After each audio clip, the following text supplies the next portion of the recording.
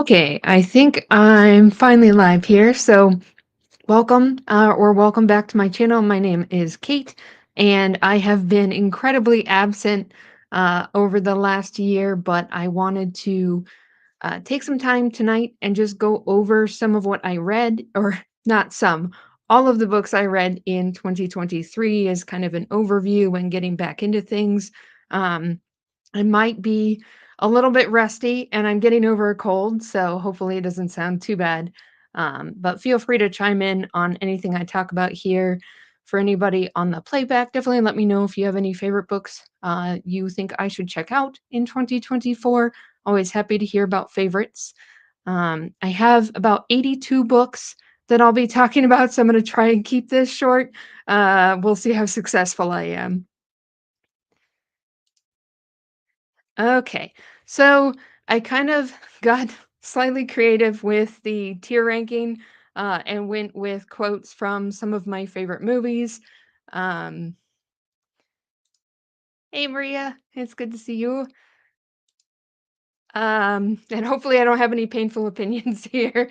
But so my tier ranking at the bottom is Flames on the Side of My Face from Clue, one of my favorite movies of all time. So there's actually two tiers for that one, but that's for books that I just hated.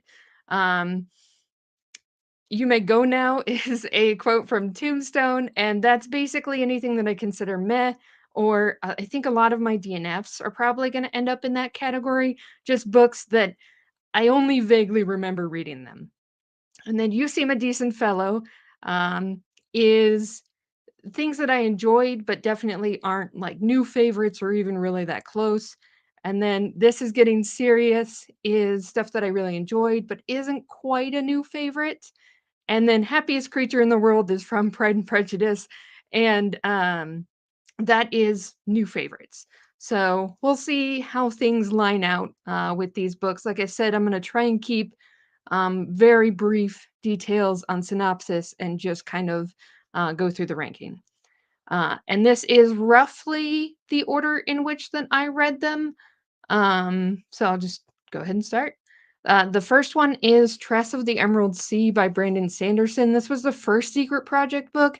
It's the only Secret Project book I got around to reading. I guess I would put it in probably in This Is Getting Serious. I could drop it down a rank because I liked it, but I didn't absolutely fall in love with it. I enjoyed the humor. Um, it's very Princess Bride-esque, um, but I didn't feel that connected to it character-wise.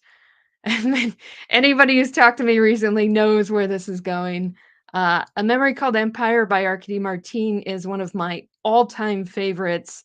Um, I think only The Locked Tomb rivals it in terms of something that I absolutely love. It's sort of futuristic space opera where you have an ambassador who has to go investigate what happened to her predecessor, who was assigned to this giant empire. And it's sort of like murder mystery with a lot of themes of colonization.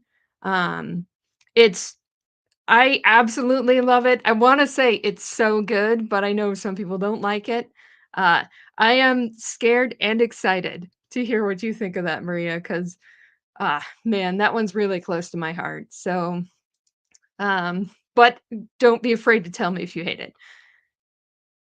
And then another one that I talk about a lot, Emily Wilde's Encyclopedia of Fairies. I loved this one. I loved how prickly Emily was as sort of a fairy scholar who's not really good talking to people. Um, it's sort of She's definitely neurospicy. You can make arguments for anxiety versus autism rep, but I really identified a lot with Emily, and I enjoyed the banter between her and Wendell a lot. I read both of these, A Memory Called Empire and Emily Wilde, at least twice in 2023. So definitely favorites there. And the next one is Princess Floralinda and the 40 Flight Towers. So this is a short story by Tamsin Ware that was published by Subterranean Press. And it's basically a princess getting trapped in a tower and all of the princes who come to save her, get murdered trying to come up the tower, and so she has to find her own way out, and she's kind of toxic, but that's seems to be Muir's jam with a lot of this stuff, and I definitely really liked it. Um, Probably would put it below Tress just because it's pretty dark in places, so I don't know that I enjoyed it as much as I enjoyed Tress. Um, and then we have our first DNF, which is The Keeper 6 by Kate Elliott. This is a novella that came out at the beginning, and I DNF'd it. I did not like it. Um, hey, Cassidy. Okay, sounds good. Have fun looking at the house. Um, it's So the premise of this one is kind of sci fantasy that follows a mom who has to go rescue her son who's been kidnapped. They both work for this sort of portal hopping agency. She has since retired, so she's trying to get her crew back together. And I think this suffers from being a novella because I didn't care about any of the characters. Um, and there's so many world details that are introduced, but you're not given a reason to care about them, and I think it's the one that made me realize that um, I don't like info dumping when you don't give me a reason for caring about it. Like it needs to either be a cool plot detail or cool character detail. I'm just not interested. Um, the next one is Becky Chambers, and I read this as part of the book checkout book club that I'm in. It was a really interesting discussion, and I kind of had to recognize that Becky Chambers just isn't for me. I think I would probably put it in You Seem a Decent Fellow because I don't think it's bad. It's so slow and so character driven. And I just really kind of struggled because there's a lot of details and just the way Chambers writes just doesn't really work for my brain. This is my second Becky Chambers, and I thought I enjoyed it more than Psalm for the Wild Built because it was a little less preachy, than I felt that one was, but it still wasn't a favorite for me. Yeah. Oh, no. I'm sorry, Maria, as I just talked about how Psalm didn't work for me. Um, yeah, novellas are tough. I think I enjoy them sometimes, um, but I kind of need it to be a quick adventure or a one-shot type setup. Anytime that you're trying to set up a huge world in it, it just doesn't really work for me. So yeah, they're rough. Uh, okay, good. I would have felt really bad if he was just uh trashing on song. I guess I didn't fully trash on it, but yeah. So I'm glad.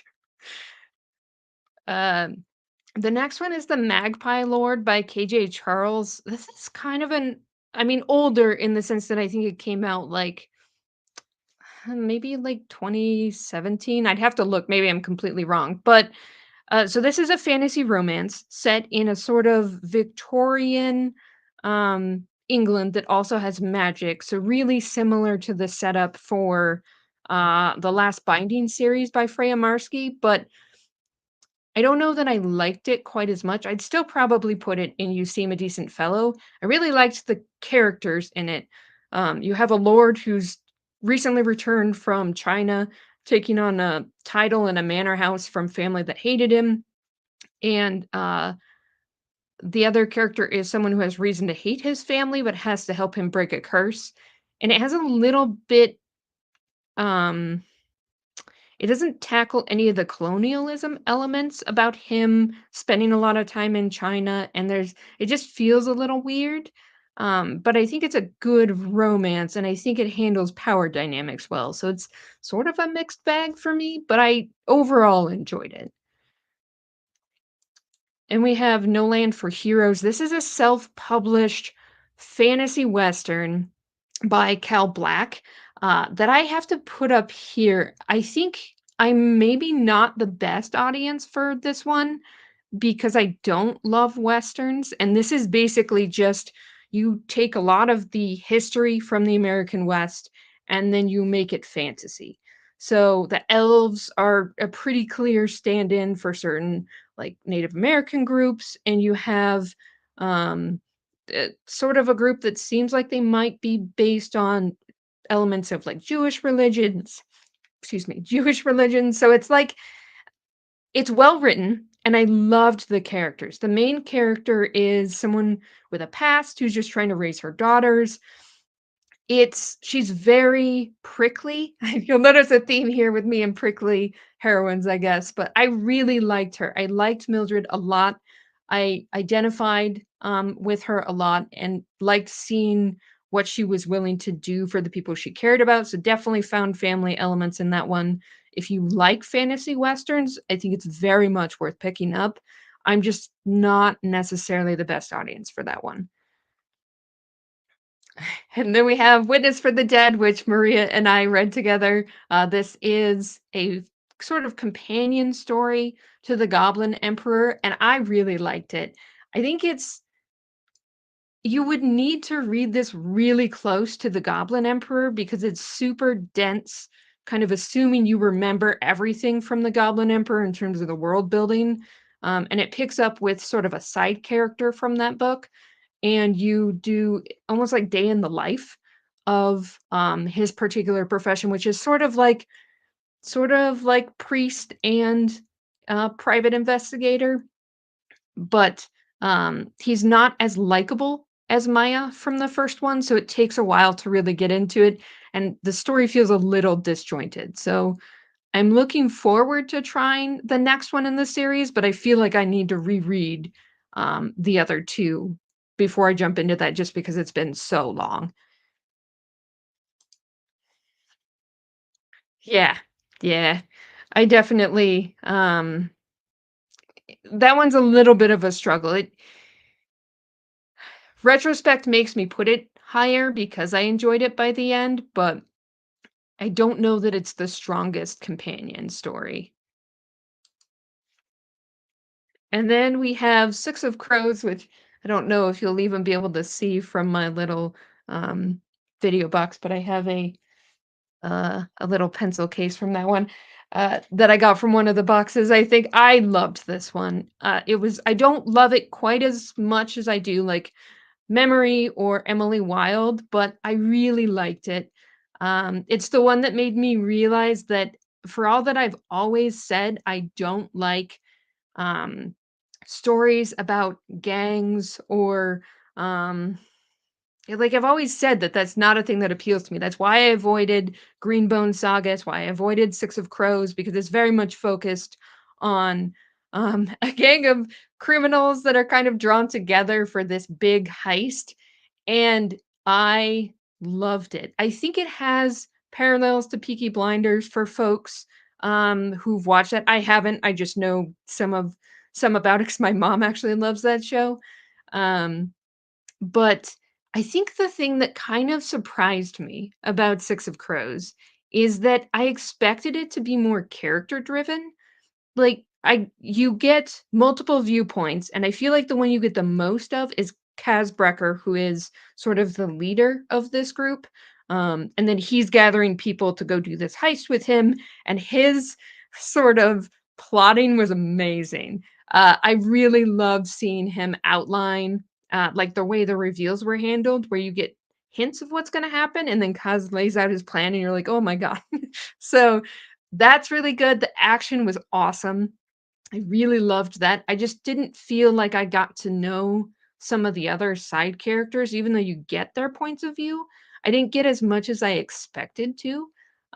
So I clearly need to continue with the sequel as soon as possible and get to see some of that too.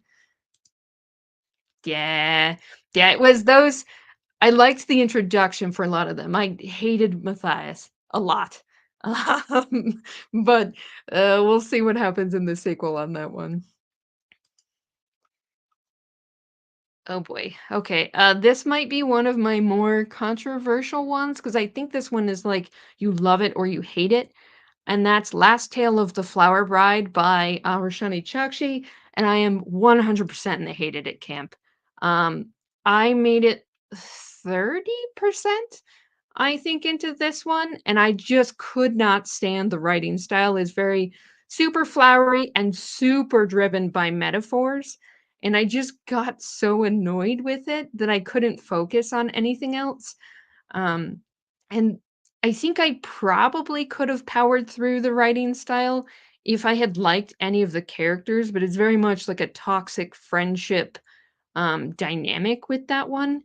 And I just and sort of a magical realism element to it. It almost reminds me of um like Bridge to Terabithia, but make it gothic. And that's just not for me. Um And then, okay, next one is man, the cropping on this basically makes this not visible at all. So this is Mongrels by Stephen Graham Jones, which is his werewolf coming of age story. In a lot of ways, it reminds me of It by Stephen King because it's that same sort of slow, character-driven coming of age, but you have a supernatural element. And, it's really slow. It's probably the slowest Stephen Graham Jones book that I've read, but I ended up really liking it. Um, would I put it there or in You Seem a Decent Fellow? I'll put it at the end here, and I might rearrange later, but, I think it's really well done. The supernatural horror elements are minimal. Um You really just get sort of their life on the fringes, and he hasn't shown whether he's gonna be werewolf or human yet. So you have that dynamic between him and his aunt and uncle who are raising him.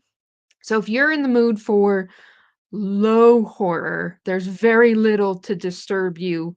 It's mostly only horror because of the werewolf element. But if you like that kind of thing, I would definitely recommend it. I think Stephen Graham Jones is one of my favorite in terms of horror writers.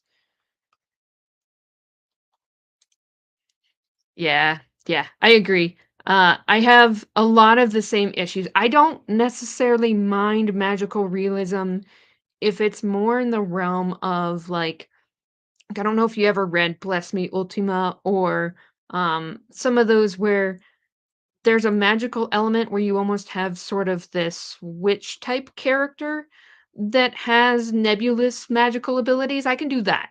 I just can't do um the is it magic or is it all in their head type dynamic that you have a lot in Last Tale. So, I don't know.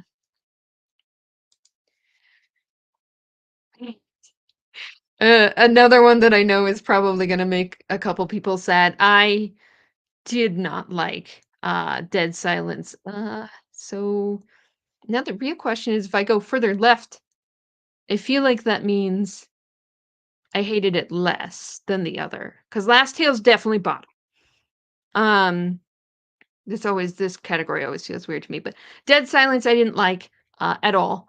Um, I think it works better if you don't if you're very unfamiliar with the space horror genre. I love space horror, so I've watched a lot of, like, the Alien franchise, I played the Dead Space video game, so it's very clear that S.A. Barnes loves space horror, and this is sort of pitched as Titanic, um shoot, now I'm not gonna be able to think of it, but it's basically Titanic and everything goes wrong, um, in space, and it's just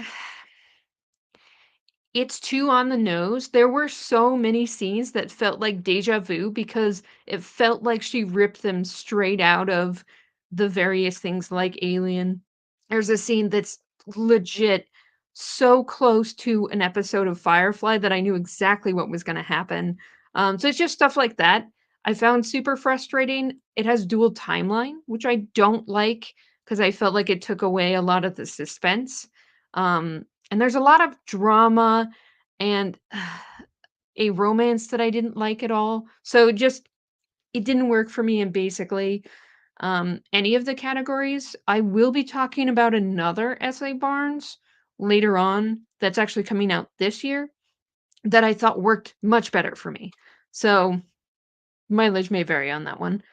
Um, Following that, like almost immediately after, I read Dead Space because one of my friends had said that you don't like Dead Silence.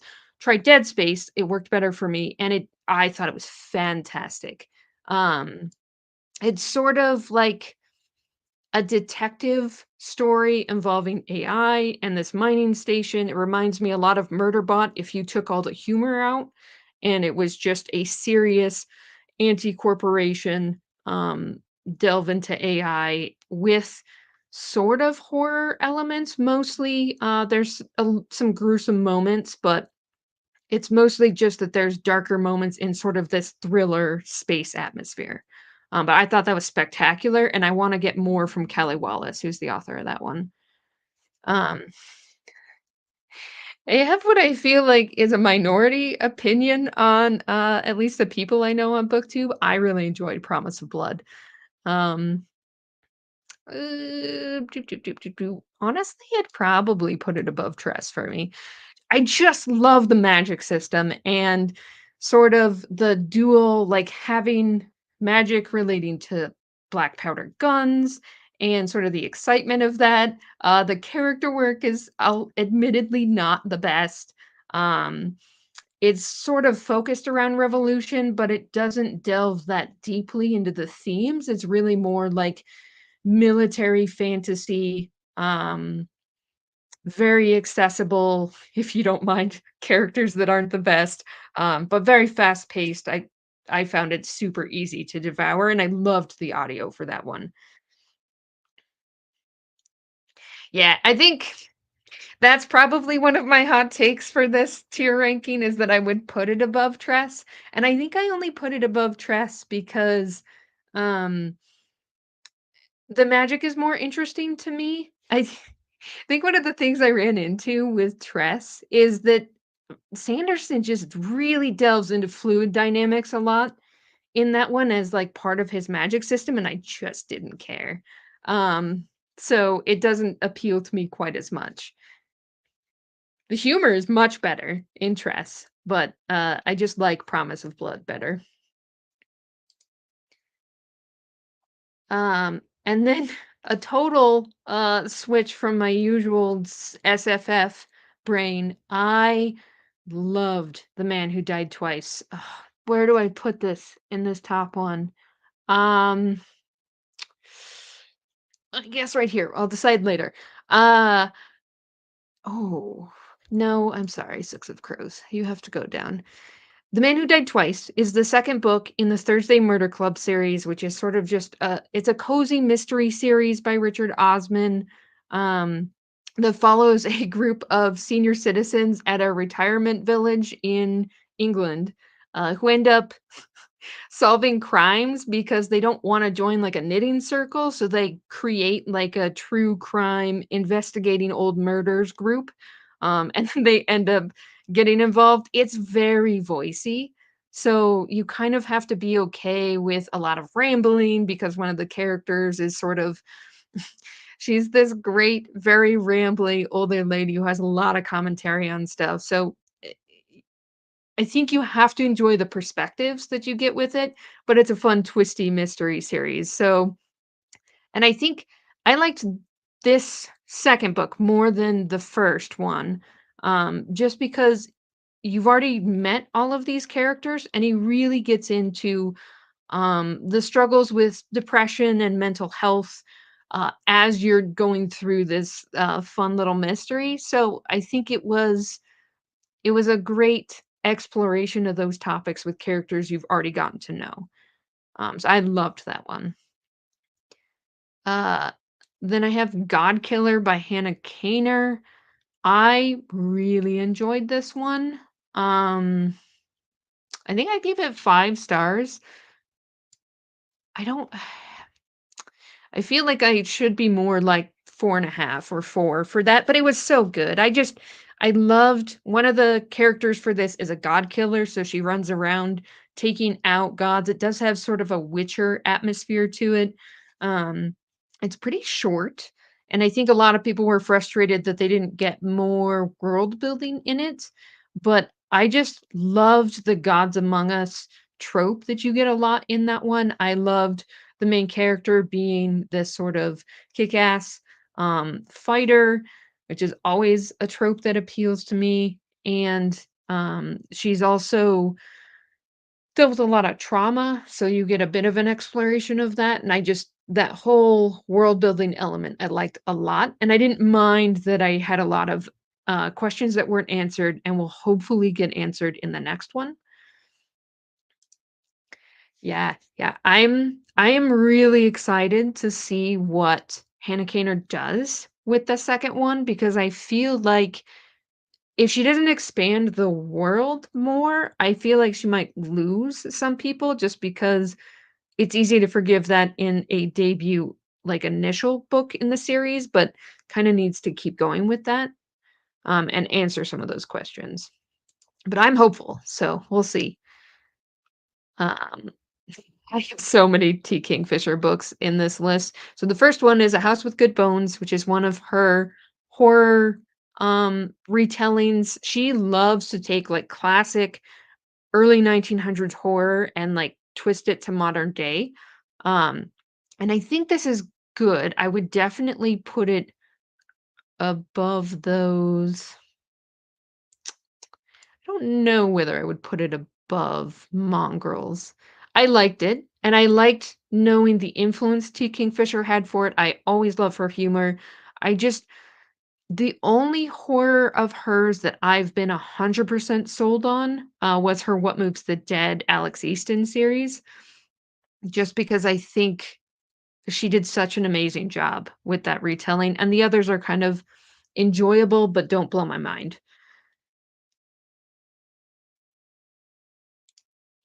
Hey, Kyle. Yeah, those What Moves the Dead is amazing. The sequel just came out and is also quite good. Um, I don't know if I like it quite as much, but it's still excellent. As I go on a tangent. Oh boy, another one I hated. I should probably put Six Weeks by Mur Lafferty into You May Go Now. Um, I can't do it. So 6 Weeks is murder mystery in space with a group of clones that wake up on this ship, and they all know that they're on sort of this long-term trip to establish, I think, a colony. And there's this cloning process where if one of them dies, they can wake up one of their clones so that they can continue living, um, and make it to their destination. And it's the premise is amazing, and the start of it feels so strongly like "And Then There Were None" because you have, um when they wake up, they realize they're the last clone, and so there is nobody to replace them if they die, and then they start dying one by one, so it's very similar to that, and I loved the beginning because it's so close to Agatha Christie style, like, thriller mystery vibes, but the ending is awful. It gets so convenient and so ridiculous that I went from thinking it was gonna be, like, a five-star read to, legitimately, it's in my, like, lowest tier. I did not enjoy this. Um, I just it does not stick the landing at, like, on a sci-fi world building level or on a mystery level. So, not a fan of that one.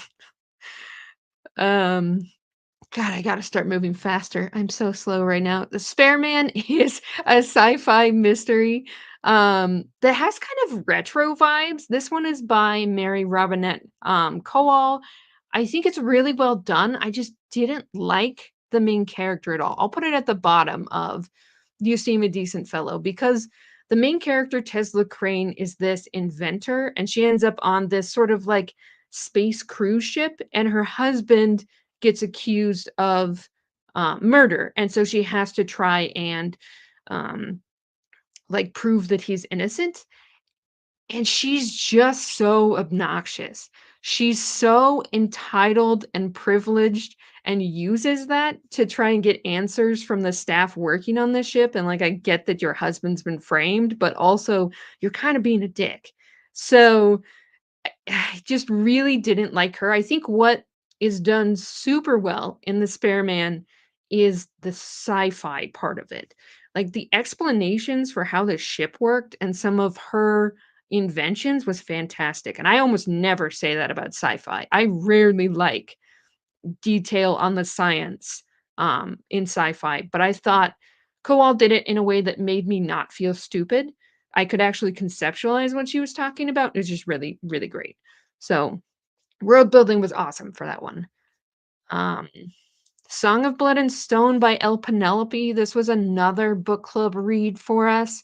Um, and the more I think about it, I think I gave it like 3.5 at the time. It's sort of epic fantasy with a very much, like, diverse group of characters. I think the extended version that came out, not the original version, does a better job of opening up the world, but the more I think about it, the less I wanna continue this series. It just turns a little romance heavy and feels kind of YA when it really shouldn't. Um So, I don't think I wanna continue, with that. I think I am good with where I left it off, and I just don't feel compelled. Um, Another T. Kingfisher, The Hollow Places, this is another one of her horror, and it was just proof to me that even Teen Kingfisher can't make me like sort of portal fantasy horror. I just don't like alternate reality things. They just don't work for me at all. And I get frustrated because I feel like I'm having to track too many things. The only real positive I have to say about Hollow Places is it's the only time I've seen a character who has like a specific career actually play into the story, and that was super fun, because the main character is a graphic designer, and she's taking care of her uncle's weird, like, museum of curiosities, and, her being a graphic designer actually plays into her navigating this horror, um, and it was really well done, but it's still not my cup of tea, so maybe it's unfair to put it in flames on the side of my face, though. We'll put it at the bottom of "You May Go Now" because I don't hate it. It's just that Kingfisher can't make me like that. Um, that's all that one is. Scourge Between Stars by Ness Brown is a novella, but it's a novella that worked for me. I know it doesn't work for everybody. Um, I'd probably put it above Dead Space. So, it's very similar to the Alien movies. Um But you basically have a generation ship which is fleeing a failed colony and discovered that there's monsters on the ship. But what I really, really liked about The Scourge Between Stars is that it nails the immediate tension and dread of the Alien movies. So, like, the monsters are really similar in that one. Um, but I felt like it hit exactly the atmosphere I wanted from space horror, which is why it's a win for me where, um, Dead Silence is not. Because both of them are heavily influenced by space horror, but I liked the characters a lot in Scourge Between Stars, even though it is a novella, and I felt like instead of relying on the drama between the characters feeling kind of manufactured and like they just hate each other to hate each other, there were legitimate reasons for them to not get along in Scourge Between Stars, so that just worked better for me. Um We have Mimicking of Known Successes by Malka Older. This is another novella. This one is like sci fi mystery, and it just isn't for me. Um, I respect Malka Older's, I guess I would put this way lower than those. I respect her writing skills. Very talented author, but this is sort of a Sherlock Holmes on a colony established on Jupiter. One of the sort of Sherlock character is very interesting. She's the investigator of the pair, and then the other one is a scholar. Um, and this you mostly get the perspective of the scholar, and it's well written because that's how you would potentially have that scholar talk, but it's so just over the top, long-winded, um, academic perspective that I just had such a hard time with. I only finished it because I had the audiobook and that was easier to listen to. So it's not my cup of tea, but if you really like, she definitely delves into the science of it, and it's a really cool concept for folks who are super into that element. So worth it for that probably. Um, then another Tea Kingfisher, this one I freaking loved. Uh where do I put you? I don't know. I can't be beholden to the order I put these in. Um, this is middle grade fantasy following a character whose city is under threat, and she's the only magic person that's basically left in the city. But her magic's all focused on baking, so she can like make gingerbread men walk. But she doesn't have like this crazy epic powers, so she has to figure out how to help her city, and she's constantly frustrated because she's a kid, so she shouldn't have to be put in that position, but it's the way things happen. And so there's a lot of commentary about that. I love Kingfisher's humor. I love her fantasy much more than her horror. So that it worked really well for me and I had a great time with that one. The audio is awesome for that one. Um then I'll probably just do both of these at the same time. So these two Tessa Dare historical romances. Do you want to start a scandal, which is great till the end? The male main character in that one, they had great banter all the way throughout, and then he just does something so reprehensible as the third act breakup that I couldn't get over it. So for the most part, it would have been more in This Is Getting Serious, but that ending just sucked. So I didn't love that. Wallflower Wager is the most forgettable Tessa Dare I've read. I didn't like either of the main characters. The male main character is kind of supposed to be this gruff, came up from nothing dude, and he's just an asshole. Um, and then the female main character is very quirky in a way that just doesn't really work for me. So I didn't love that one. But Tessa Dare is one of the better historical romance authors I think I've read. Um, yeah, yeah. It was just oh man, it made me so mad. Um, so I'll try another Tessa Dare at some point because I do tend to like her perspective, but man, that one was rough. Uh, and then we have absolutely my most frustrating.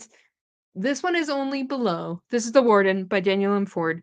This is only below Last Tale of the Flower Bride because I'm still so mad that this is here. Um, it was my most anticipated read of 2023 because it's described as, um, oh, now I'm not going to be able to think of the show. Um, it's not Twisted Peaks. It's supposed to be like necromancy focused, very necromancy focused. As somebody, um, who just I mean, maybe it's dark and twisted, but I love necromancy-based fantasy and sci-fi. See, like Locked Tomb or any of those. And the warden was like, I hated the female main character in that so much. Oh my god, she was insufferable. The basic premise is that like she's been trained up as this warden, and because of sexism, she ends up being placed in this remote village. Um, she's just an absolute tool to everybody in the village and like doesn't recognize any skills that they might have because obviously she's been to this academy, so she's amazing. The necromancy is some obscure D&D version where they use it to heal instead of actual necromancy. Yes, thank you, Twin Peaks. Um, I'll go on too long if I keep talking about this, but it was just my expectations were for skulls and bones necromancy, and a prickly main character, but someone that I could like, and that's absolutely not what I got in The Warden. So I'm gonna be salty about that one forever. But it's done now, and I can just never read the sequel and call it good. Uh so I picked up Dracula. Um and I mostly picked this one up this last year because I wanted to read Dowry of Blood, which I'll get to here in a bit. And I had never read Dracula. Um, and I loved it. Where would I put you? Maybe not that high. We'll put you above Tress again. Um, and I feel like part of that is maybe that I had the full cast audio, which I don't remember if that's an Audible exclusive or not, but the cast list for that was insane. Um, it was just so good. You had Tim Curry as kind of a bit part, but like all of the voice acting for it was amazing. It just really brought everything to life um, in a way that worked super, super well for me. So if you're gonna read Dracula, do the audio because I think it makes it's sort of an epistolary format that works really well via audio. And I think that it having the different voice actors made a huge difference for me. No. So, I have started Dungeon Crawler Carl like twice and not finished it. It's just the humor's great in that one, but I just really struggle with some of the darker moments in it. So I still haven't finished it, uh, which keeps upsetting Kendrick. But at some point, I will finish Dungeon Crawler Carl and then I'll have a review for that one. Uh, Trader's Blade. This is so good. Um, this would be at the top with A Memory Called Empire and Emily Wilde if it were not for the same chapter that everybody talks about and one of my least favorite tropes of all time. Um, but if you want swashbuckling fantasy, it does not get better than Sebastian de Castell. That's straight up all there is to it. Grey Coats is amazing. If you like sword fighting, if you like Three Musketeers but make it fantasy, just so good. Um, and I feel bad that I fell behind on the buddy read for that. I desperately need to continue with that series, but I loved Trader's Blade. Yeah, yeah, yeah. There's some rough moments in Dungeon Crawler, Carl. Um, but it is also super funny, so you just kinda get both in that one. Yeah, yeah, and I appreciated having the buddy read for Trader's Blade because I probably wouldn't it would have been one that I continually put off, if not for having that buddy read, so that was great. I just need to hurry up and get to it. Yeah, yeah, if you like sword fighting, Great Coats. Um, it's the author is involved in the HEMA, the historical sword fighting community, and I think he does an incredible job of writing those fights. I just loved it. Um again, just skip chapter 22 unless you're a completionist cuz it does nothing for that book. But overall, very very good. Last Gifts of the Universe. I think the author is Rory August. This is self-published cozy sci-fi. If you like self-published cozy sci-fi, pick this up. Um, I think it's really well done. I am just not a cozy sci-fi fan. I mean, see my thoughts on Becky Chambers. Um, it's just not for me.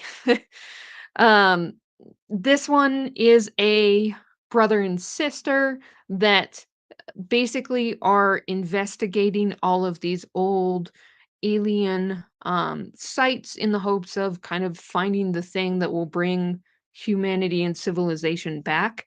Um, It's incredibly cozy. I think they have a cat that's wandering around with them on their spaceship. Very cute. It's just too slow for me. So highly, highly recommend. Just not for me. So Neon Gods is the one that made me realize I don't like Katie Robert. I don't like her books. I don't think there's anything wrong with them. I just think they're very spicy. And this particular series is her sort of imagining of Olympic gods, but make it smutty. And I think the smut is fine. I just don't care about the plot at all. And it could be that I don't care about Greek gods at all. But I think it's also just I've tried a couple Katie Robert and books, and it just doesn't do anything for me. So I think I'm just giving up on that one. This one was a DNF, in case I wasn't clear. And same for Last Gifts of the Universe. I DNF'd that one just because it wasn't my cup of tea. Yeah, yeah, fair. Yeah, I mean, I don't mind smutty, as you're about to see here in a second, but she just it's okay. So the next one is Driftwood by Marie Brennan. This is the same author that did the Lady Memoirs of Lady Trent series, and it's just not for me. Um, this is another DNF. Where would I put you here? I guess. This is sort of another sci-fantasy where you have all of these worlds that are being drawn into basically a black hole, and there's somebody they're all talking about this sort of mythical figure who's able to navigate the different worlds and help them out as their worlds are disintegrating. And I think if you're not character driven, um, and you really like the concept, you might really enjoy it. I just didn't care because it's introducing a ton of different worlds, but there's no real characters to latch onto for very long because it's really short. And I just lost interest and finished. I think I DNF'd at like 50% maybe. Yeah. So I have this same problem with a lot of TikTok books. I'll be honest. I just don't It's a flavor that I don't get very into. So there's a lot of TikTok hyped books that I mean, I'm not throwing shade on the TikTok books. It's just not I haven't found many that really work for me.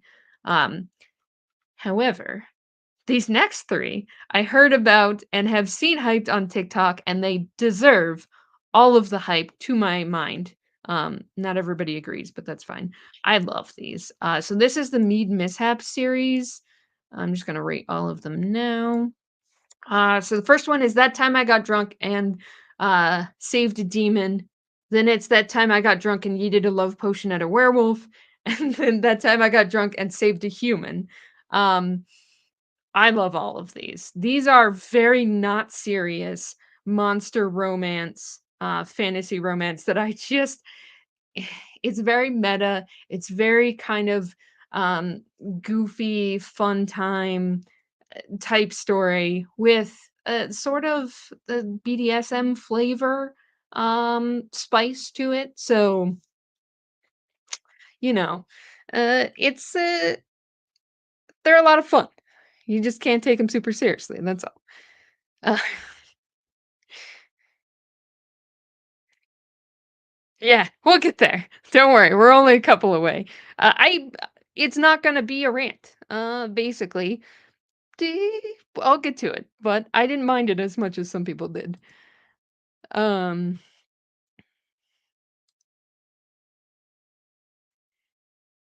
Yeah, I need to read that one. I'm planning to next month. I'm gonna read Serpent next month. Because it works for Realmathon and it's because I think I have a blue copy from Owl Crate. Um, but yeah, looking forward to that one. Yes, read Mead Mishaps if you like monster romance. So good. The writing is a little bit rough at the beginning of That Time I Got Drunk and Saved a Demon. Um, you can tell it's a debut, but the humor and kind of just the again, the meta nature. If you've read much fantasy or if you've read much romance, I really love the commentary in those. I don't love That Time I Got Drunk and this is too low. Um, somewhere in here. I don't like this middle book as much because the uh male love interest in that one is a total simp. Um, and he's basically the main character doesn't know if he loves her because he got hit by a love potion or because he's claiming that they're like fated mates. And he just got kind of stalkery in a way that's really uncomfortable to me. Um, and it's really explained away with him being obsessed with her as a potential mate. I'm less comfortable with that one. But they're all a fun time. So definitely recommend. Redemption and Indigo, another book club read. I liked it. It's not really my cup of tea per se. It's very heavily influenced by sort of Afro-Caribbean. Is it Afro-Caribbean or just African? I don't remember. Mythology. And I think it's really well done. The audiobook by Robin Miles has spectacular narration. It's just magical realism doesn't appeal that much to me. So, you know, just not for me. And I know this so Malevolent Seven by Sebastian de Castell, same author as the Great Coats, Trader's Blade. Um, I think most people that love Great Coats don't love this one, but I do. Um, I had such a good time with Malevolent Seven. It is very much Suicide Squad meets like Wizards. And they're not good people, but the humor was just absolutely sort of Deadpool, great time. Same narrator as the Trader's Blade series. Um,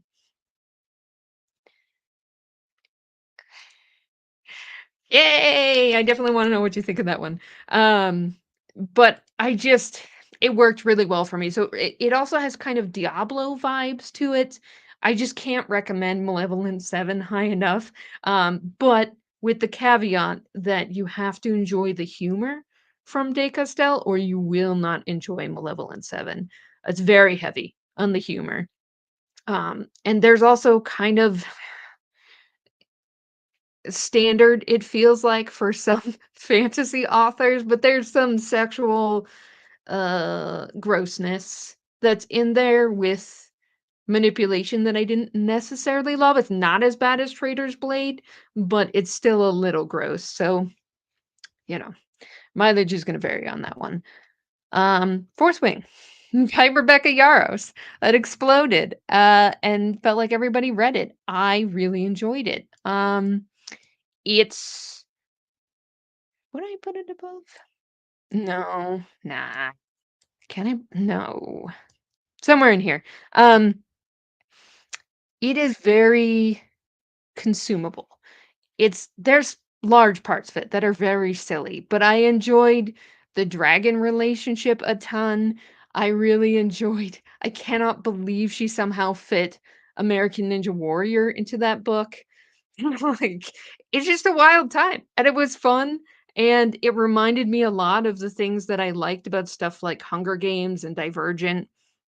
It's just a good time. Um, I don't know how I'm gonna feel about the sequel, which I haven't gotten around to because I've heard such mixed reviews for it. But I read Fourth Wing in 2 sittings. So, I mean, like, anytime that happens, I feel like I have to put it up there. So, it's not gonna work for everybody, but I had a good time. Um, Lady Jewel Diviner. This is a self-published fantasy that was in the running for this year's SPIFBO, self-published fantasy blog off for anyone who's not familiar with that one. Um, it's sort of historical romance plus fantasy, but it's very cozy. It's another one of these that just really doesn't work great for my brain. Um, I didn't like the male lead for this one is a little um high-handed in a way that I got frustrated by, and it definitely drags in the middle. Um, but there's also like a little tiny, like mini Thumbelina-sized vampire spinster character that was really fun. So like it's a good time if you like slow-paced historical romance and fantasy. Might be worth it for that.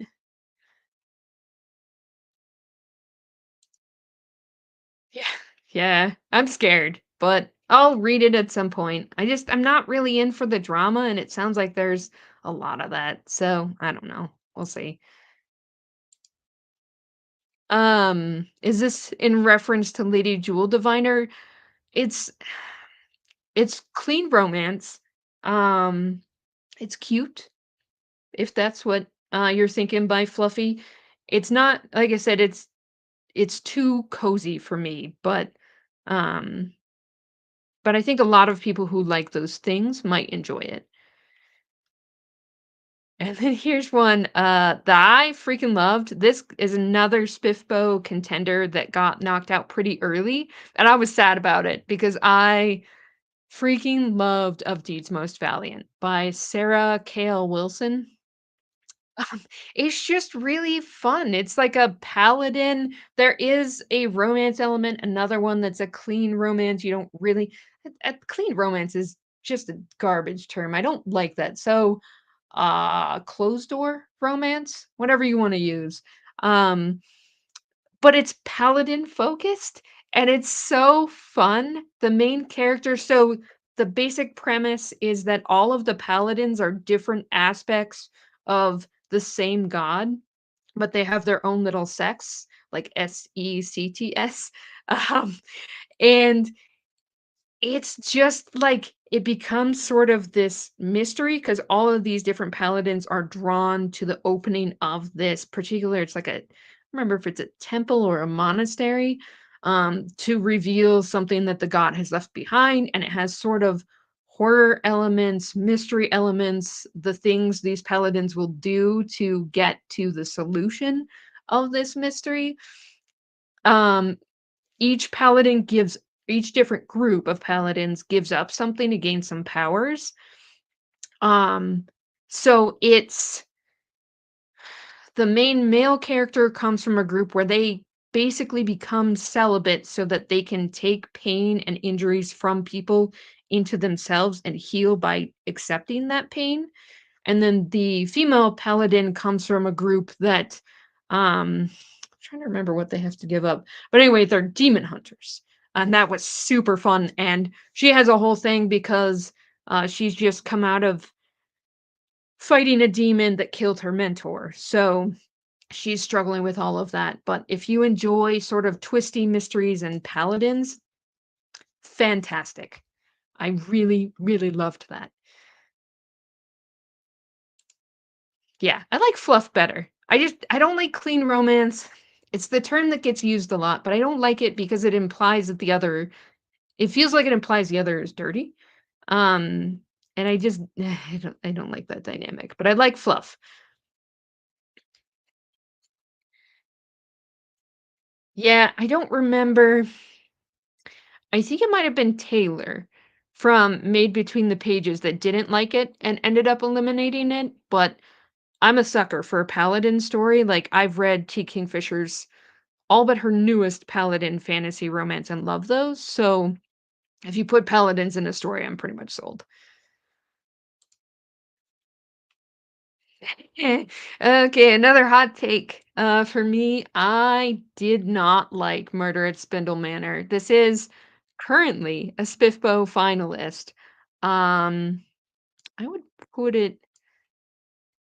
It feels a little unfair to have it in flames on the side of my face. The only reason it's this low is because um I went in expecting sort of an Agatha Christie murder mystery with steampunk elements.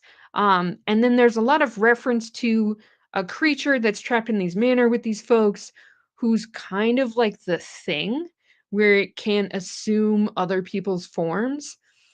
And that is not what I got in Murder at Spindle Manor, which is more of this very madcap Clue style mystery. And I think if you go in expecting kind of an over the top mystery, I think there's even like Simpsons references in it. I think you'll have a good time with it. I just didn't. I wanted sort of that twisty, tension-filled, dread-filled type mystery, and that is very much not what this is. So, it just didn't work for me at all. But I think almost universally people love it. I know, like, 2 other people that felt the same way I did, and thankfully they were the ones buddy reading it with me, so I didn't feel too bad, um, about the fact that I didn't enjoy it. Uh, Evil Under the Sun is an Agatha Christie Poirot mystery. I generally enjoy these. This one is really similar in a lot of ways to Death on the Nile, and I thought I wouldn't like it because it is so similar. Um, but it does a really good job of making the twist interesting and kind of differentiating itself theme-wise a little bit from Death on the Nile. So if you like Poirot, I think it's still maybe not top tier Poirot, but somewhere in the middle. Um, then I have Lightfall, which is a middle grade fantasy graphic novel. It's adorable.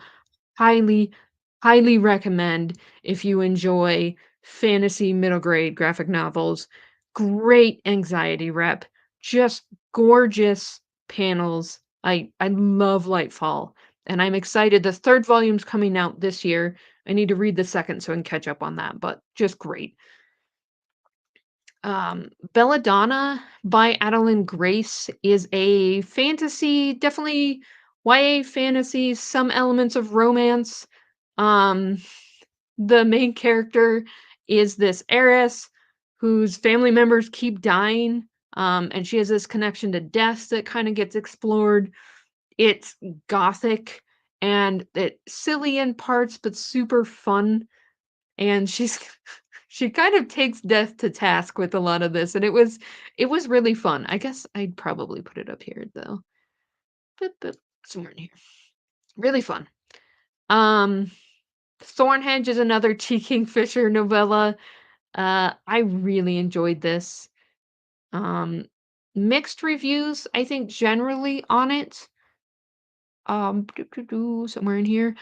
But I had a good time. It's sort of like a Sleeping Beauty retelling, but the perspective is not from Sleeping Beauty, and it gets into kind of dangerous fae, and the main character is raised by fae, and you kind of get that dynamic with her and a super cinnamon roll um slight romance that's introduced. It's cute.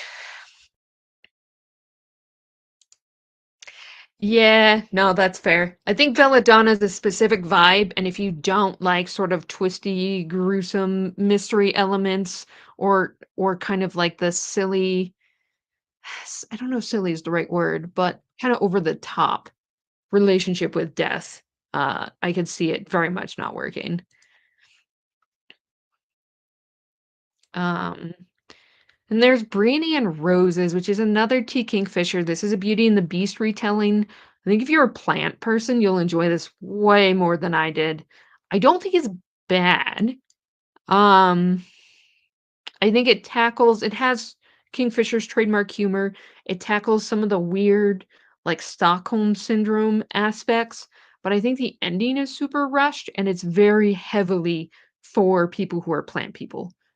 Because Breenie is a gardener and follows the standard Beauty and the Beast setup right up until the end. But it's just not necessarily for me. Another hyped book, Divine Rivals by Rebecca Ross. I am very mixed on. Um, Somewhere in here, I guess. I don't think it's bad. It's a YA fantasy following two sort of journalists in the middle of a war involving gods. And they end up writing to each other without knowing they're writing to each other. And I think the promise of this was better than the execution. I liked the beginning when the 2 journalists, um, were more like rivals and you had some of that banter, but they fall into loving each other really fast in the second half, and it's like this super cool War Among the Gods backdrop, but you never get any details on the neat aspects part of that. It doesn't really dive into the world building, it's just a backdrop. And it's just I just don't enjoy that. I wanted more from it. I'll definitely pick up the sequel, but I felt like it was massively overhyped as like just gorgeous writing when her writing is so much better for me in one of the ones I'll talk about in a bit, A River Enchanted, much better, for my personal taste. So, Belladonna is not really goofy. So, like, if you're familiar with the term shadow daddy, it's more in that side of things, not really in the kind of humorous Deadpool side of things. It's definitely more of like the YA tilt, towards her having this relationship with death. I don't know why I bothered putting this in here. So look, I love Murderbot. All Systems Red, I've read like 6 or 8 times. I love this book. There is almost nothing except for these 2 that can top Murderbot for me. Um, I I just it's an anxious robot and he's funny and he gets into adventures. I just love it.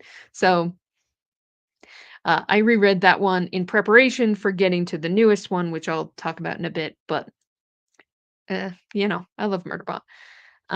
So Rose House, same author as Memory Called Empire. I'm still sad about the fact that I did not like this. I DNF'd it. It's a novella published by Subterranean Press. I DNF'd it 50% through because I did not care about any of the characters. It focuses on sort of a AI house where a body's been discovered, but only one person is allowed access to the house, and she hates that she's connected to the house, and so she gets dragged into this murder investigation. Um,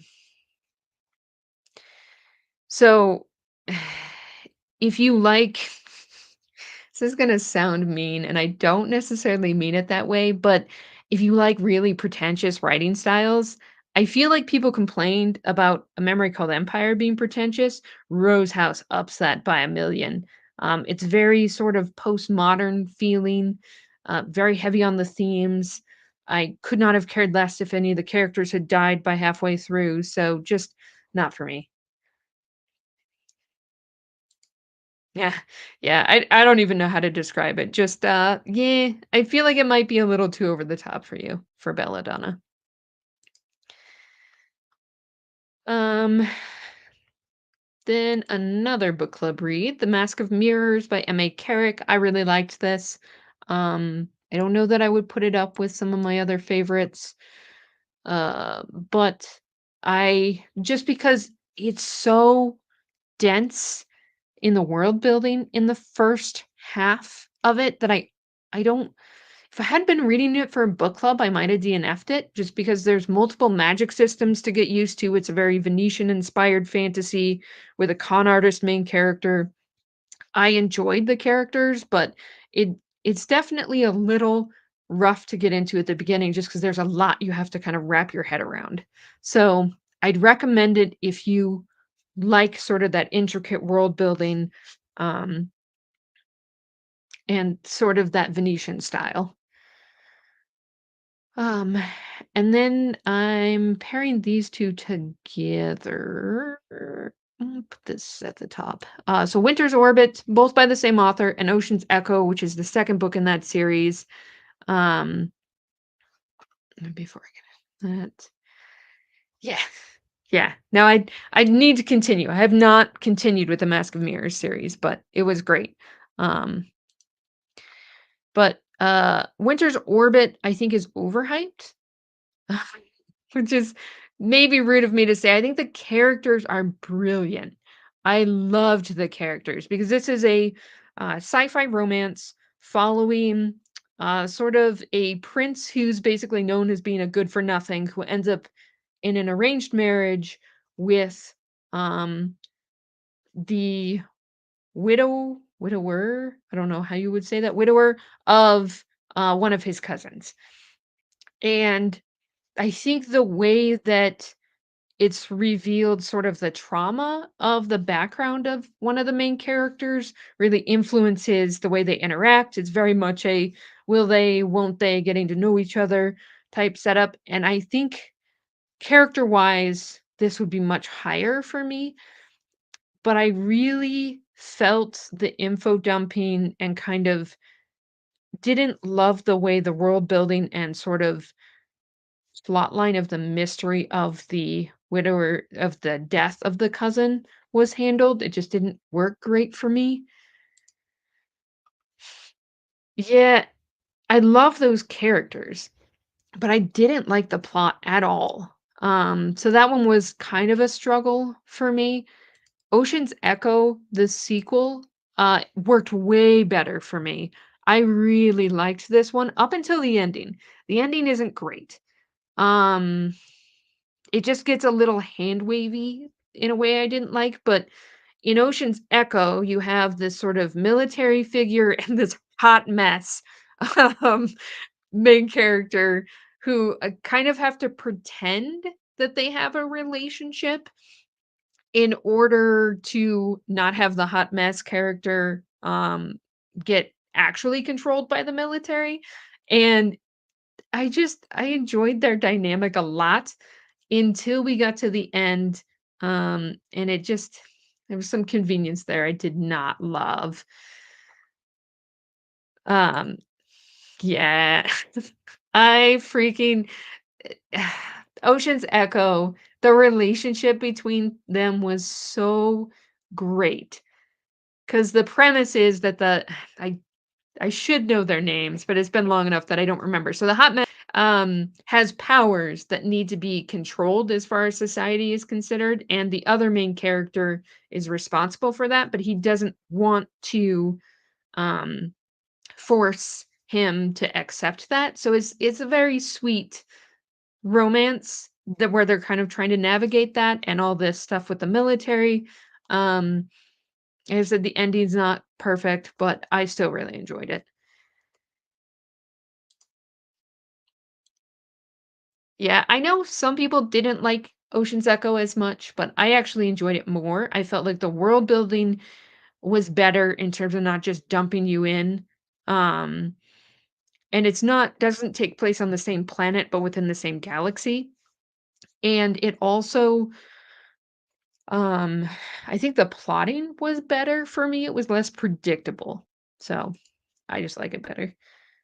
Um, then I read Halloween Party by Agatha Christie. I only read this because that's pretty far into the Poirot series. I read it because of the movie that was coming out. I think this is one of the most mid Agatha Christie books out there.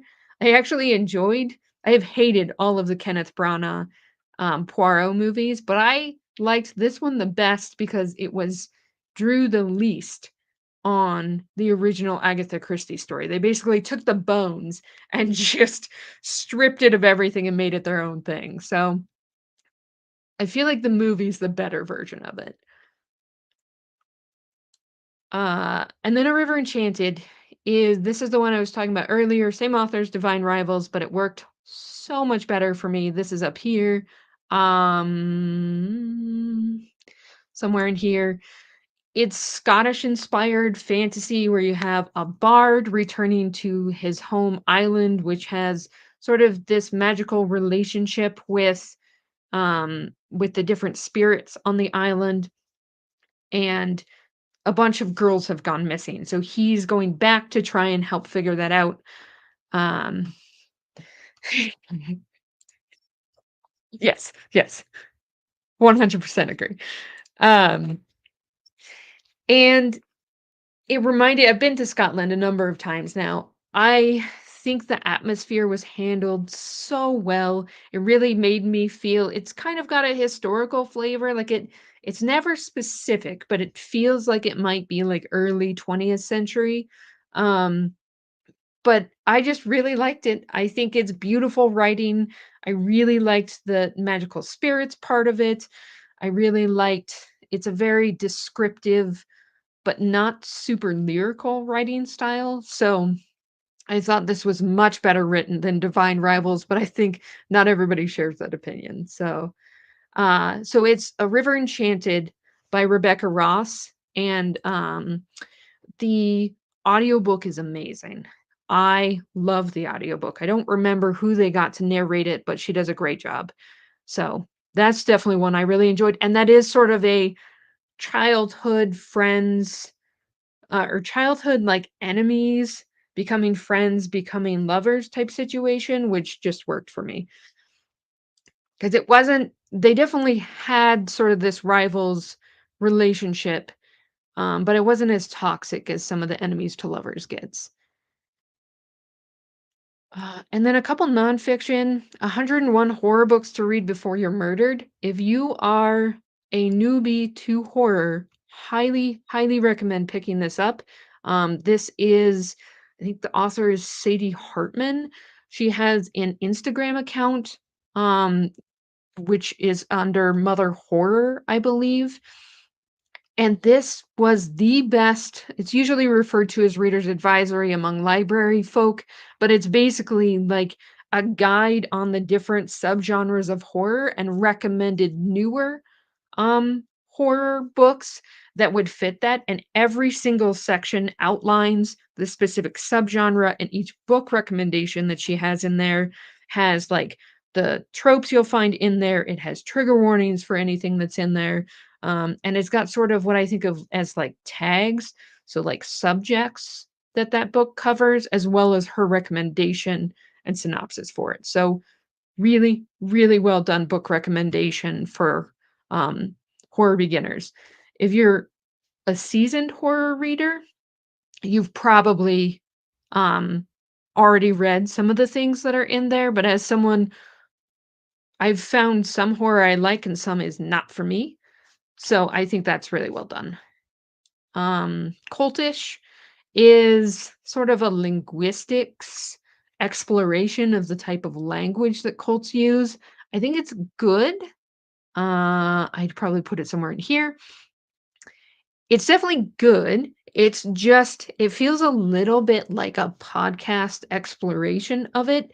She doesn't dive super deep, but it's super approachable. She looks at actual cults like Jonestown as well as stuff like Peloton and Soul Cycle and how some of their language is the same. Not saying that those things are cults necessarily, but talking about how some of the word choices can overlap, and that was interesting. I just think that it's one of those, like, it felt a little bit like a TikTok podcast exploration of it rather than any kind of super academic deep dive. So it just depends on what you like. But I read it in a single sitting while I was playing a video game.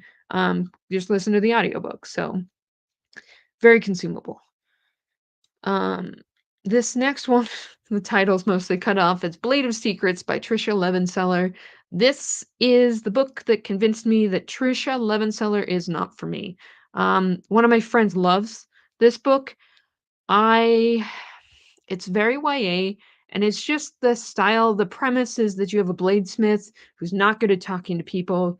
Um, ends up creating a weapon with massive power that falls into the wrong hands, and she has to kind of try and keep it away from them. Um, and I just writing style wise, I'm not the target audience for this. I think I'm getting too old for some YA stories. I also am not super forgiving of um some of the conveniences that are in here, and I don't like everybody has when they're investigating, they have cool facts that they learn, I'm sure, as you're writing. Um, it really bugged me that the author mentioned as like the bladesmith character talking about the degrees necessary for forging a sword, and it was like, that's This is a fantasy world. They don't have, like, Fahrenheit. That's just not a thing. So, like, it's such a small detail, it shouldn't have pissed me off, but it did. There's also a lot of talk about how heavy the sword is and how difficult it is to manage, and then those are, like, instant triggers for me. It shouldn't Nobody is gonna swing around a sword that's, like, a giant bar of steel. That's just not a stop doing that, please. So I just didn't like that. Yeah, I tried the Pirate King duology and I didn't hate it, but I didn't love the first book, and this was kind of like my second attempt to try Trisha Levenseller, and I think I just have to accept she doesn't work for me, and that's fine. I'm like late 30s now. YA is just sometimes not gonna work for me, and that's fine. Yeah. Yeah. Yeah. I know I think you're coming from the same spot I am, so, yeah. Well, and it's wild because she clearly put in a fair amount of research on, like, forging, and she talks about in the afterward, she watched a bunch of, Forged in Fire, um, and got really excited about it, and I don't wanna bash anybody for that, I just wish that as much effort had been put into, how you wield the sword. So, uh, this one, Immortality Thief by Taryn Hunt, uh, has extremely mixed reviews, but I really liked it. I had a great time with Immortality Thief. The main character is a linguist who ends up getting caught for criminal activity, and the government basically coerces him into investigating this alien relic ship that may or may not be extremely dangerous. And they want to get what's basically sort of like the secret to immortality, which is why it's Immortality Thief that's on there. So it gets a little, it's not super science focused.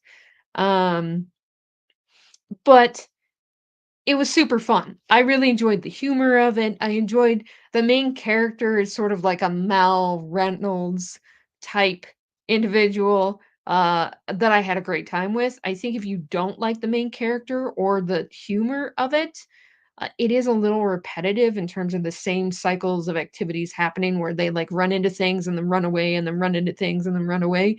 Um, but because I was having a good time, I didn't really care. So your mileage is definitely gonna vary on that one. Mm, oof, we're getting there. I feel like I have been talking for so long, so if you're watching on the playback, maybe do 2 times speed.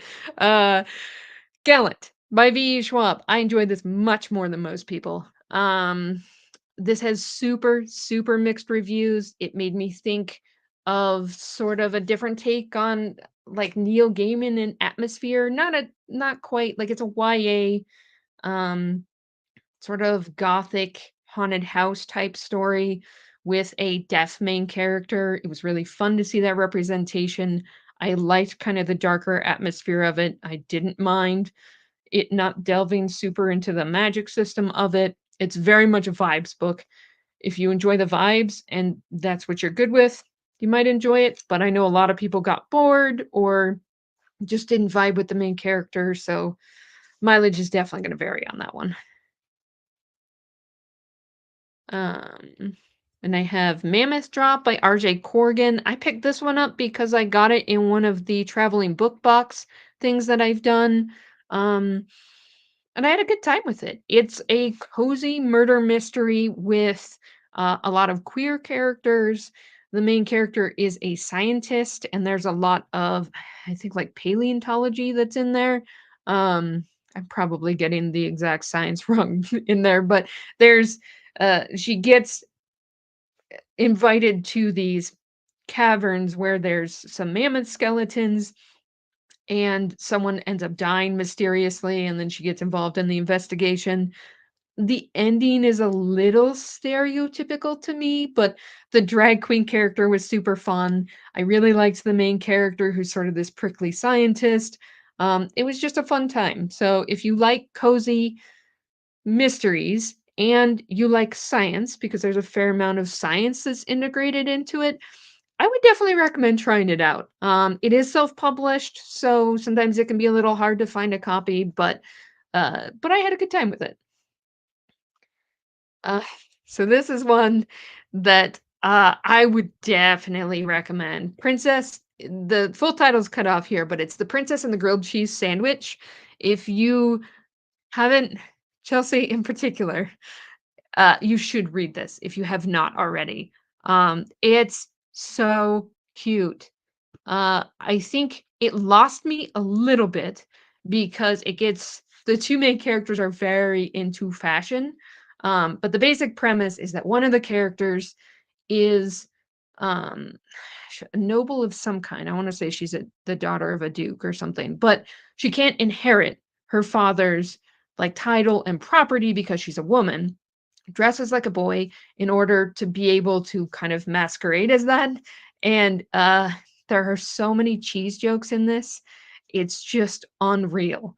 Like one of the characters is Camembert, the other one, I think it might be Brie. Fantastic. It's super cute. The art is adorable. I think if you do get into fashion, the 2 main characters nerding out over that is super, super cute. But anyway, the character dresses as a boy, ends up moving to the capital and falling in love with this princess, but can't share who she really is. Um, and it's just their romance adorable. Just so cute. Um, I think I gave it 4 stars. In retrospect, I should probably have that at 5 stars, but it's just the cheese puns are amazing. Camembert, who is the one who dresses as a boy, is just like can't contain herself. She knows she should be flying under the radar, but constantly does sort of over the top things because she just can't. It's like who she is as a person. Adorable. So definitely recommend that if you like graphic novels. Um, just cute.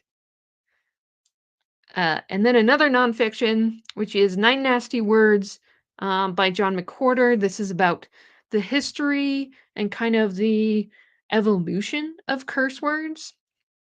I loved it. I am a linguistics nerd, so there's that going in. Um, but I think John McWhorter's super approachable.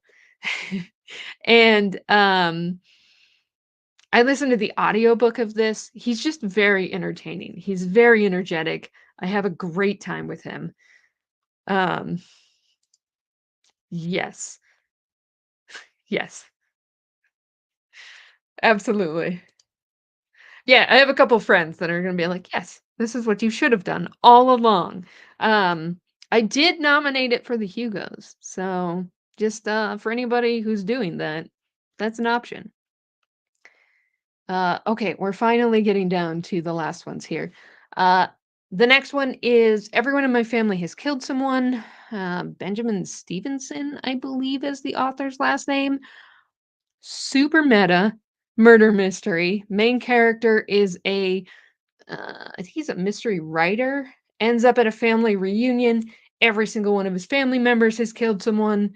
And then people start dying, so he has to figure out what's going on before they die. But it's so meta that he's telling you the chapters as you're reading, he's referencing when things will happen later on. And like it's the most meta mystery or probably genre fiction I've ever read. But I had a fun time. It drags a little in the middle. Um, so I can't like put it in my favorites, but I had a fun time. Um, Diary of Blood by S.T. Gibson is an excellent, not really retelling of Dracula, but it follows some of Dracula's wives. Um, It's a really great exploration of sort of domestic violence and manipulation, a super lyrical writing style.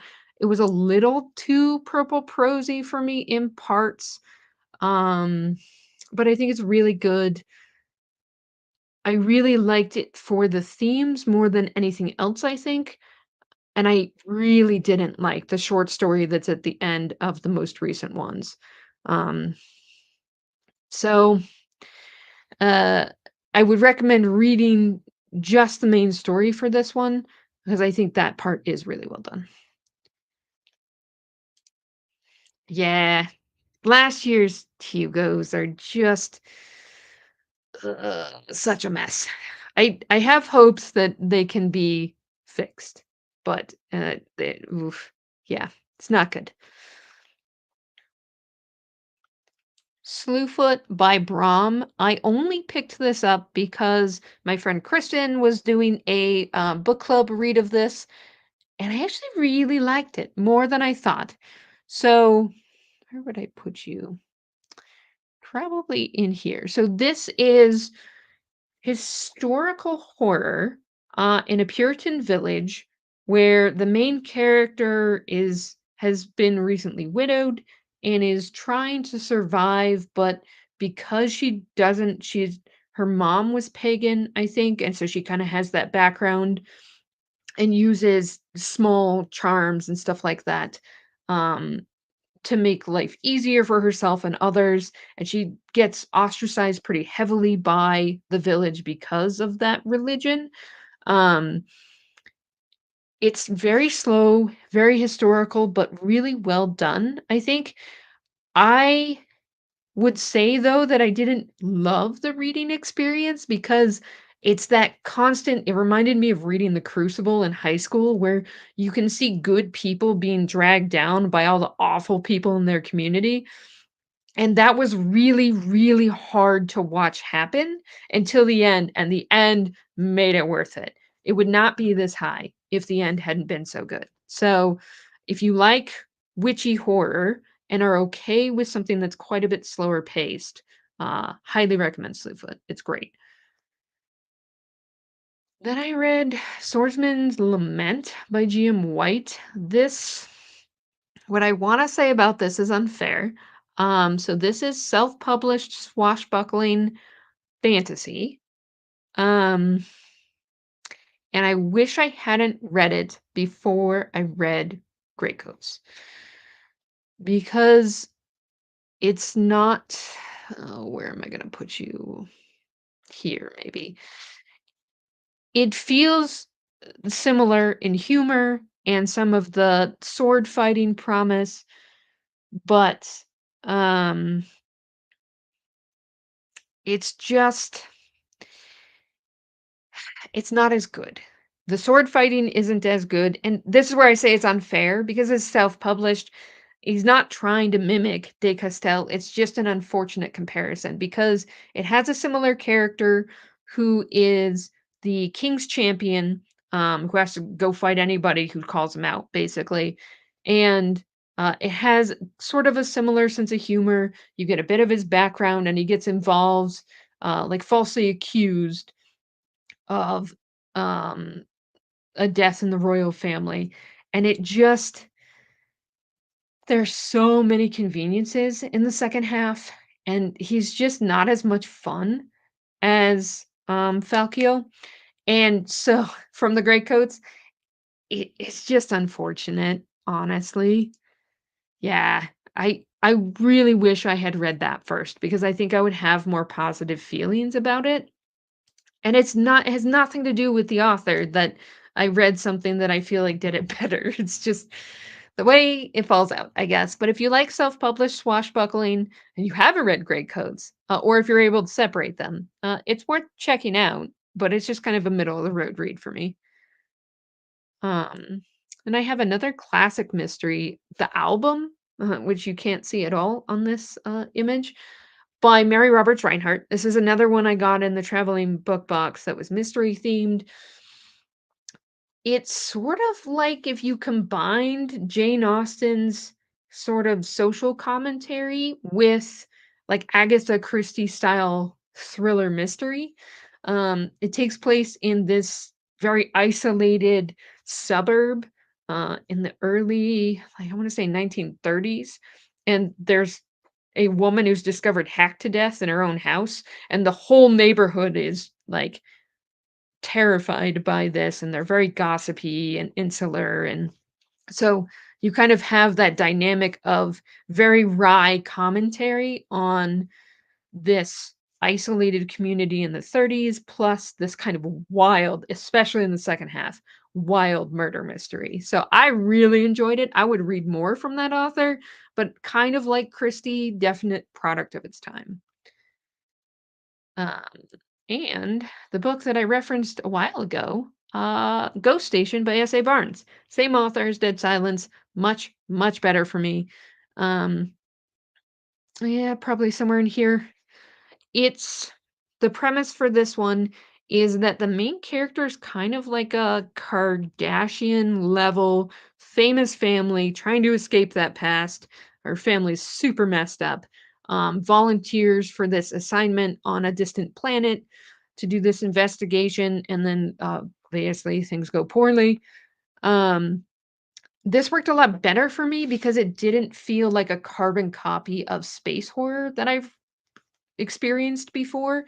So it was a lot more Barnes's own story. I just think that I don't love high drama stories, so that was a bit of a struggle. Um, and the ending gets much more hand wavy and much less scientific than Dead Silence. So if you liked that about Dead Silence, you won't like that about Ghost Station. I didn't mind as much just because I felt the overall experience was better. House of Salt and Sorrows by Aaron A. Craig is sort of a YA gothic mystery. Another book club pick. I liked it better at the beginning than at the end. I did not like the end at all. But it has a cool Gods Among Us aspect to it, and it has influence from 12 Dancing Princesses, so might be worth a shot if you don't mind YA lean on the romance and the mystery resolution. I'm just gonna rank these real quick. Artificial Conditions, Second Murder Bot Story, I love it. Not as much as All Systems Red, but it's still good. Rogue Protocol, I don't like. I think it's the most side questy of the murder bot stories. Exit Strategy is brilliant. Uh, I'd probably put it up here in terms of the murder bot stories. Fugitive Telemetry is Murderbot as a detective, fantastic. Um, And then since we're already talking Murderbot, I'll pull out the newest one, System Collapse. It might have been because I read this while my life was awful. Um, it was just a lot of stuff going on. I needed this to be a great return to Murderbot, and I was so bored for the first half of it. I'm gonna put it at the top of You Seem a Decent Fellow. It pains me to put a Murderbot there, but it's just so boring in the first half. The ending pulled it out, but just eh, not what I wanted.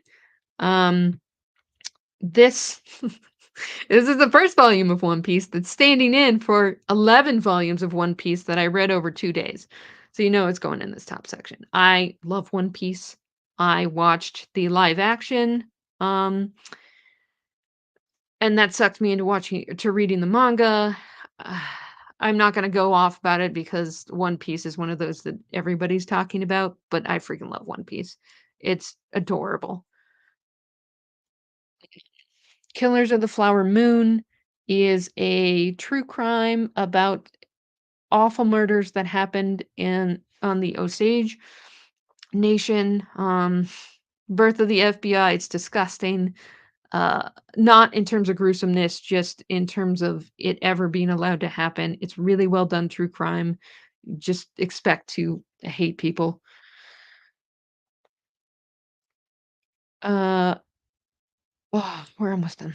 Deadly Education. Brilliant. I know a lot of people have gripes about this. I loved A Deadly Education.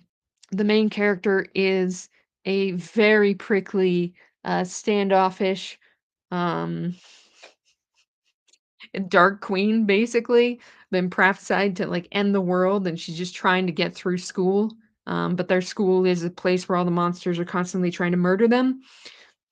So, uh, it's it's very stream of consciousness style writing. I understand the complaints about some of the way she handles language, but I had a fantastic time with it, and I would die for the main character. Then, as I've mentioned, I'm a huge fan of the movie Clue.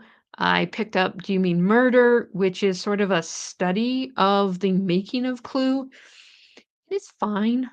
Um, it's too detailed. I did not need that much detail as it gets into like a scene by scene, like how many takes did it take for each scene in Clue, and it's just like I don't care that much. Um,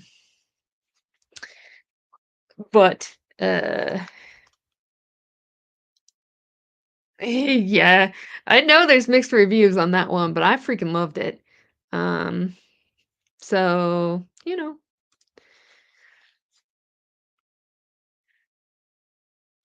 Bullet Train. I read this because I wanted a thriller. This is Kotaro Isaka. There's a movie that I thought was way better than the book.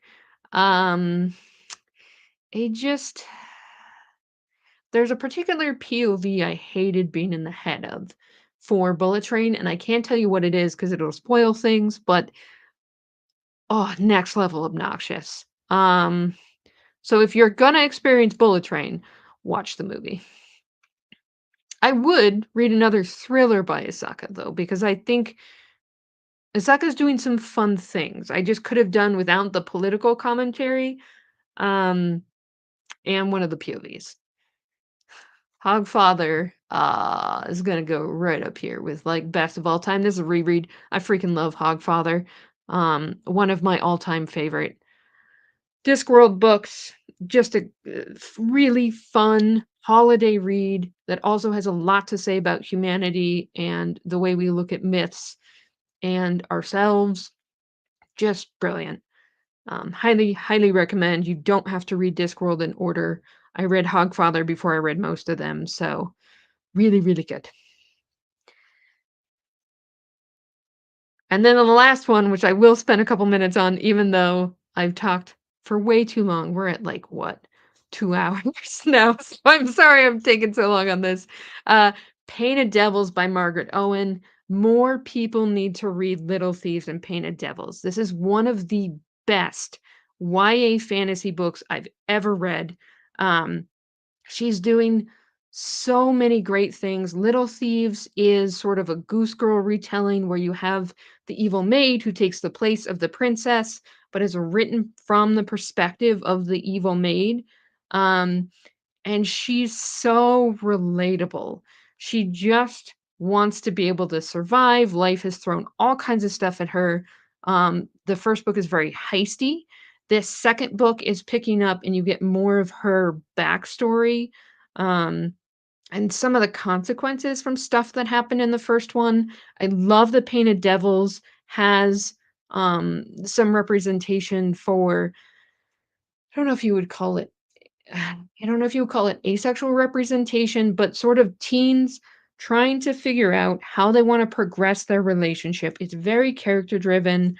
There's a lot of humor, but both of these main characters have a lot of trauma. Um, just brilliant. I really can't recommend them highly enough. It's sort of Germanic inspired fantasy, so there's a lot of that flavor to it.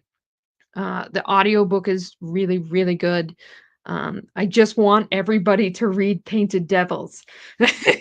So that's my pitch for Painted Devils and everybody picking it up. I think it's criminally underrated. But yeah, so that's all 82 books that I read. I was rambling for very long, so I appreciate your patience with me. Um, Again, let me know if there's any that I should check out in the next year. It was really fun to chat with you guys while I talked through these. And anybody watching on the playback, thank you also for watching. And I will see you guys later. Have a good evening.